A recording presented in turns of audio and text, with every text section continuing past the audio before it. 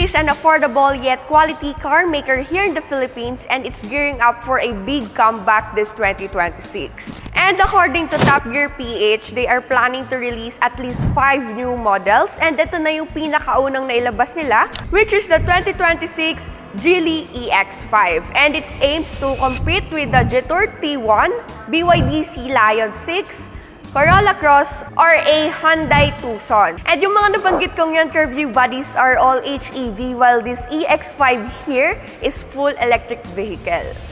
It's Geely's first EV, priced at 1,799,000 pesos SRP. And compared sa top spec competitors nito, mas affordable na talaga tong EX5 natin here. Pero kung di nyo naman titingnan yung price ito, ang magiging competition niya talaga would be the Ioniq 5 or the Kia EV6. So, times 2 yung presyo nandito. Ngayon, curvy buddies, is wala si Sir Gal. So, if you're interested to buy this unit or see it in metal, well, just visit here at Geely Kawit or kontakin nyo na lang si Sir Gal. So, ipa-flash lang namin yung contact information niya sa screen. Going back to the EX5, it's large 4X segment and sobrang spacious nito. So, makikita natin na babaya. And it has advanced features. So, malalaman natin yan in this video. But first, please roll the intro, Kuya Jay.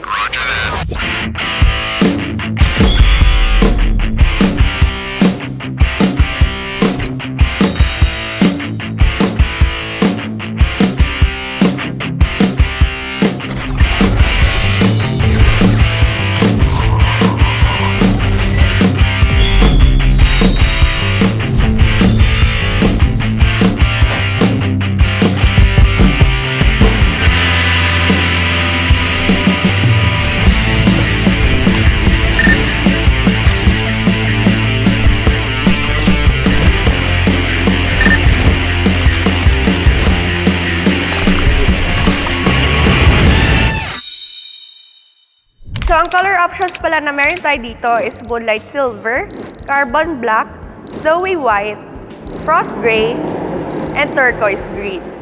It's a front-wheel drive driven by an electric motor with max power of 160 kilowatts or 218 PS and a max torque of 320 Newton-meters of torque.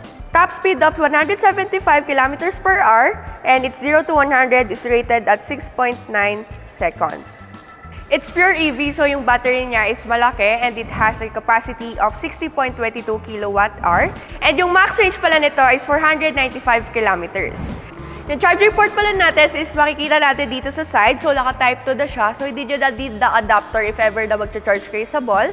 If ever na mag-charge kayo on AC, well, 6 hours siya. While yung DC naman is 20 minutes. So, ang napansin ko lang dito, kahit wala tayong hydraulic assist, is meron tayo dito makitang color orange. So, even if the small details lang siya, very helpful siya pag binubuksan to ating front hood. Now, sarado na natin to and let's check out the exterior. At hindi ko pa ito.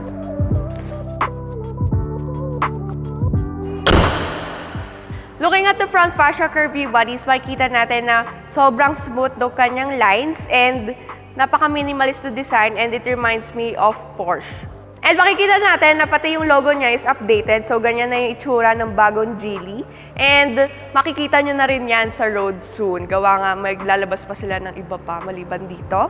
And dito sa taas, wala tayong makikitang grill. Gawa, hindi naman natin na kailangan ng radiator. Gawa, wala tayong engine. Pero dito sa baba is meron. And may tinatawag din tayo dito sa baba na active grille shutter. So, yan yung bumubukas para dito sa ating electric motor. And bumubukas lang siya kapag naandar na yung kotse. And dito sa harap, makikita natin, meron tayong 2-eye sensors, meron tayong front camera, ADAS, and even doon sa windshield, meron na rin siya kasamang ADAS. And sa headlight naman natin, as you can see, slick siya. And para siyang kilay, gawa nga din napakahaba and napakaganda, gawa all LED na yan. So, sa DRL and yung turning signal light niya, yan, ito na din yon, tsaka yung ating headlamp are all LED. And dito sa baba niya is meron siya faux air ducts and meron siya ditong color white. Well, hindi siya nagana here, pero baka sa ibang bansa nagana. Pagdating naman sa gulong natin, ang size ito is 235/50 R19 and two-tone na siya. So, naka-gloss black and naka-silver accent. Yung brand ng gulong natin dito is Goodyear. So, good brand yun. Nice. And for me, yung design ng gulong is parang nakagano. Yan. Nakaturo dun sa lug nuts. Joke lang. So, ang suspension pala natin sa harap is back person strut, while doon naman sa rear end is naka-multi-link and all disc brake na siya. So, meron na rin pala tayo dito black plastic molding. And yung character lights naman natin dito is smooth-end saddle lock. So, parang bus yung datingan. So, ang ganda dito sa side profile. Sa side mirrors naman natin, naka-auto folder siya and power adjust. So, LED integrated light. Naka-blind spot monitoring and meron na rin siya side camera here. So, sa ating windows, as you can see, nakapalibot na sa kanya sa belt lines niya yung ating chrome accent. So, very elegant looking. And nandito na rin makikita sa mga pillars natin na naka-gloss black na rin siya. So, meron siya kasamang privacy glass here hanggang doon sa dulo. And meron na rin tayo ditong low profile na roof rails na naka-silver accent. So, isa rin sa magandang feature dito ng ating EX5 is yung ating door handle, as you can see. So, di ba? Naka-flush yung ating door handle. So, tsaka lang siya kapag naka-open. Doon mo malalaman, di ba? Ayan. So, na curvy bodies, meron pala dito ang parang crosshair. So, if ever na nasa akin mismo yung susi, hawak ko, iswipe ko lang dito yung hand ko, tapos mag-open na siya. So, may kasama na rin pala to feature na walk-away door lock. And kapag lalapit ka naman, ayan, kusa siya mag-unlock. So, papakita ko pala sa inyo yung key fob ng EX5 natin here. So, try natin kung mag-unlock siya. So, ayan, kita nyo naman nag-unlock. And first time ko makakita na ikaw yung mamimili ng sarili mong key fob, which is meron tayong white and black. So, if ever, for example, may dalawa kayo nagdadrive na to, yung partner nyo, ayan, tigisa kayo. So, ang cute, oh.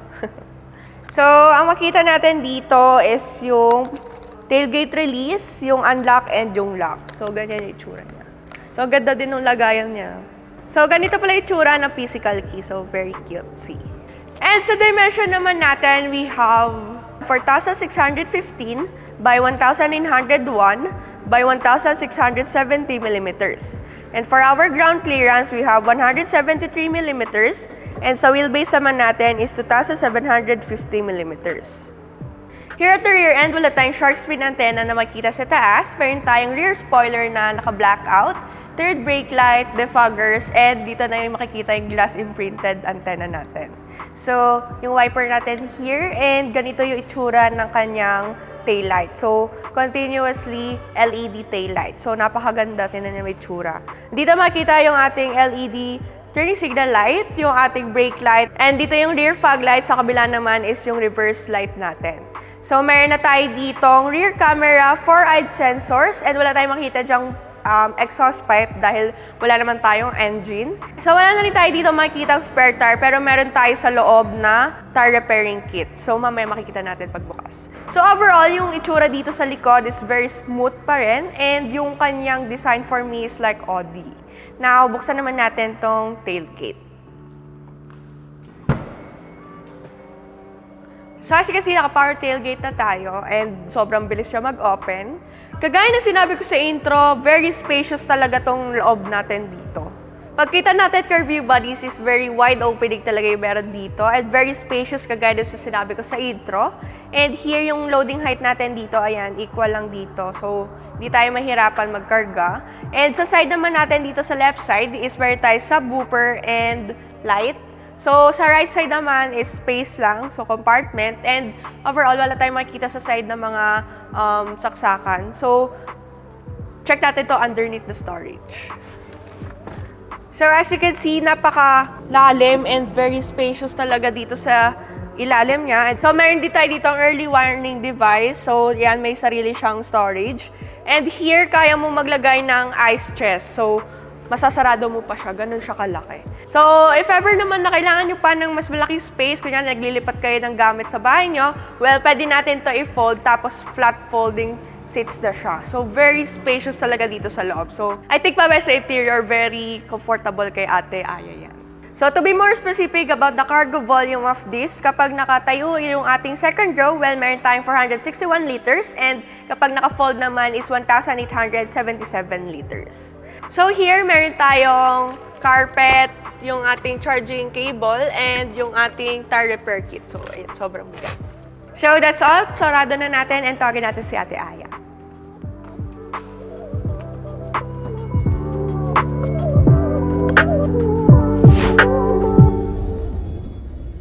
So guys, before we proceed sa interior, ito ang mga safety features ng Geely EX5. 6 airbags, ABS with EBD and brake assist, stability and traction control, hill start assist, hill descent control, tire pressure monitoring, blind spot system, speed sensing door locks, 360 camera with front and rear sensors. And for our ADAS, adaptive cruise control, automatic emergency braking, rear cross traffic alert with emergency braking, lane keeping and lane changing assist, auto high beam, traffic sign recognition. And now, car buddies, mag-i-start naman tayo sa door panel ng driver side. So guys, para ma-open natin yung driver side, pwede nyong gamitin yung key or itatouch lang natin yung dito. So car buddies, makikita naman natin na yung material na used dito ay synthetic leather with glossy black and accent ng silver. Then may ambient light din tayo dito. So andito ang ating buttons para sa ating windows, which is auto up and down. And andito din ang buttons para sa ating side mirror. And dito ay ang material na used is synthetic leather with accent ng silver. Then sa ating baba, meron tayong compartment and bottle holder. And meron din tayong dalawang speaker dito, pero ang total ng speaker niya is 16. So, madami. So, car buddies, ngayon papasok naman tayo sa loob. So, car buddies, pagdating sa ating driver's seat, syempre ang material na used is synthetic leather pa din. And meron tayong silver accent dito, which is may logo ng Geely. And dito sa ating headrest, meron din tayong dalawang speaker, which is kasama siya sa 16 speaker. And then dito sa ating driver's seat, 6-way powered, same sa kabila, pero yung kabila is may leg support, pero parehas silang ventilated, may massage, and may memory. So, car buddies, dito sa ating left side, wala naman tayong other buttons except sa ating hood release. And dito, meron tayong accent ng glossy black. Siyempre, leather pa din yung material. And dito sa ating ilalim, nandito ang ating ambient light. Sa ating aircon vents naman, may glossy black siya with accent ng silver. So, car buddies, pagdating naman sa ating steering wheel, syempre, leather pa din yung material na use and flat yung taas and baba niya. Syempre, may accent pa din tayo ng silver and nandito na ang logo ng Geely, which is yung bagong logo nila. Kasi before, pentagon yung logo nila, ngayon rectangle na 6 na box. So, car buddies, sa ating controls dito sa ating left side, ito ang ating ADAS. Sa ating right side naman, ang ating infotainment and gauge control. Sa stocks naman natin dito sa left side, nandito ang ating wipers. Sa ating left side naman, nandito ang ating shifter. And yung controls ng ating headlight is nasa infotainment na pareha silang auto. Pagdating naman sa ating gauge, ang size niya is 10.2 inches. Dito sa ating left side, nandito ang ating speedometer and battery information. Sa ating gitna naman is information about the car. Dito sa ating right, para ma-navigate natin siya using itong button sa ating right. So, meron tayong music, average power consumption, current trip, and tire pressure. So, yun lang naman sa ating gauge. Ngayon, check naman natin kung tilt and telescopic siya. So, ibababa lang natin yung buttons dito sa gitna, and ayan. So, tilt and telescopic siya. And finally, sabi ni Sir Norby Parker, dapat lagi daw nating pinaparinig yung horn. So, eto na yung horn, sir. And now, car buddies, pagdating naman sa taas, nandito ang ating visor with vanity mirror with light, which is LED. Same sa ating passenger seat na may vanity mirror din and light. Dito naman sa center, nandito ang ating map light, pero wala dito yung controls ng ating sunroof kasi nasa infotainment. Pero nandito ang ating hazard and mic. So, car buddies, auto-dimming na din pala ang ating rear view mirror and frameless na din siya. So, sa ating dashboard, as you can see, napaka-premium ng design kasi naka-floating na yung tatlo nating speaker, which is may nakalagay na Fly Me Sound. Yun yung technology ng infotainment ng Geely. And meron din tayong heads-up display kung saan makikita nyo yung speed and other information.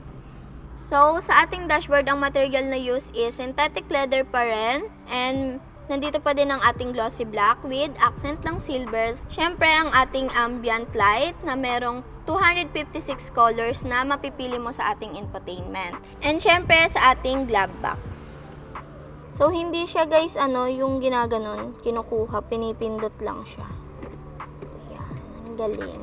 So, sa ating glove box guys, medyo malaki naman siya. So, kung ano man yung lalagay mo dito, siguro kasya naman yun. And if kulang pa yan, meron pa tayong space dito sa ilalim, which is nandito ang ating 12-volt socket. Meron din tayong Type A and Type C. So, dahil medyo mataas ang ating center console, malaki yung space dito sa ating ilalim. So, sa armrest naman natin, synthetic leather pa din yung material na use. And bubuksan natin siya. Maluwag naman siya. Wala namang kahit na ano dito. Pero may sign dito ng susi. In case na malobat yung susi nyo, pwede nyong ilagay dito. So dito meron tayong wireless charger and isa pang patungan ng cellphone. So sa design naman, meron siyang wavy accent. And sa ating cup holder, meron siyang cover para kapag hindi mo siya ginagamit is nakasara lang siya and mas neat siya tignan. So, ipupush mo lang yung button dito. Then, ayan. Meron siyang dalawang cup holder and lagayan ng card or RFID. So, sa ating buttons, meron tayong 4 dito which is para sa ating aircons and defoggers. So, dito naman sa ating knob, ito ay control para sa ating media or volume. So, car bodies, napaka-minimalist niya kasi kahit yung push start button niya is inalis na nila. Which is pagpasok mo, naka-activate na lahat ng screens. And pag tinapakan mo naman yung brake and kumambyo ka, ready to go na siya. So, sa infotainment naman natin, ang size niya is 15.4 inches. And nandito na din ang ating Apple CarPlay. And para naman sa Android user, meron tayong Carbit link. And ito ay mga shortcuts. Ayan. And dito sa taas. Ayan. And sa baba naman, nandito ang ating aircon control and seats. Tapos, kapag pinindot natin tong car, nandito ang ating car settings and menu, andito yung ibang apps. So, check naman natin yung 360 camera, which is nandito na din naman yung buttons dito, pero meron din naman dito. Ayan. So, guys, sumusunod din yung guidelines sa steering wheel. So, car bodies, check naman natin yung vehicle controls. So, sa comfort seat, makikita naman natin nandito ang ating ventilation and massage. So, guys, meron siyang 6 na mode. Kayo na lang yung pipili kung ano yung gusto nyo. And guys, parehas yung driver seat and passenger seat na nako-configure. Dito naman sa ating driving mode, meron tayong 3 which is Eco, Comfort, and Sports. Then, pagdating naman sa lights, dahil wala nga yung controls niya sa stock dahil nandito na sa infotainment. Nandito din ang ating driver assist, voice assistant, display, sound settings, connect, and my vehicle. And dahil EV nga siya, car bodies, and gusto mo ng mas detailed, pindutin mo lang yung energy. Diyan mo makikita yung battery information and other statistics. So, meron din siyang camping mode. So, kapag magka-camping ka and gusto mong gamitin yung vehicle to load, pwede mong pindutin yung camping mode. Pero hindi siya pwede kasi low-bat. So, car bodies, that's all sa ating harap. Doon naman tayo sa likod. Dito naman sa ating second row ng door panel, halos same lang ng material na use sa ating driver seat, synthetic leather with glossy black and accent ng silver. And nandito yung buttons ng window. Ang nawala lang dito yung ating ambient light. And dito sa ating baba, meron tayong 2 bottle holder and isa lang yung ating speaker. So, car bodies, kung sa harap, ang mapapansin natin is yung premium vibe niya dito naman sa ating second row. Ang unang mapapansin nyo is yung space. Kasi nakikita nyo naman, napakaluwag. Sinamahan pa ng ating sunroof na malaki at ang ating mga windows na syempre malaki din. And sa aking headroom naman, 2. Ayan, or parang isa't kalahati, ganon. Sa aking Nirom naman, ayan, parang isa't kalahati din. Mahaba lang siya kasi nakaano ko yung nails. Then, ayan, pag nakasandal ako ganyan, liit ko, di ba? So, car bodies, nare-recline pala siya. Slight and meron siyang dalawang level. Yan. And, eto. So, meron din tayong armrest na may dalawang cup holder. Dito naman sa harap, meron tayong back pocket. Same sa ating driver and passenger seat. Then, nandito ang ating aircon vents, which is glossy black and may accent pa rin ng silver. And meron tayong charging port dito, which is type A and type C. Meron din tayong compartment dito and additional compartment. So, sa flooring naman natin guys, wala siyang tunnel, so flat lang siya. So, car bodies, sa taas naman niya, nandito ang ating reading light and mic. Meron din tayong grab handle dito. Same sa ating right side. And nandito ang ating speaker, which is dalawa. Same din sa right side. So, car bodies, yung advantage niya is yung space and comfort dahil napakalambot ng ating seats. And very comfortable siya. So, bago ako tuluyang matulog dito, balikan na natin si Sarah. Now we're done reviewing the 2026 Geely EX5 and masasabi ko talaga, Ate Aya, na sobrang packed na nung ating kotse dito nakatabi, which is sobrang pinaghandaan nila and pati ako napawaw. So even the exterior and interior full EV at the price of 1.7 million, very approved para sa akin, Toji. So, car bodies, if interested kayo, you can contact Sir Gal. Ipa-flash na lang namin yung contact details niyo sa screen. And please don't forget to like, share, and subscribe our YouTube channel, CarView PH. So see you in our next videos. Bye!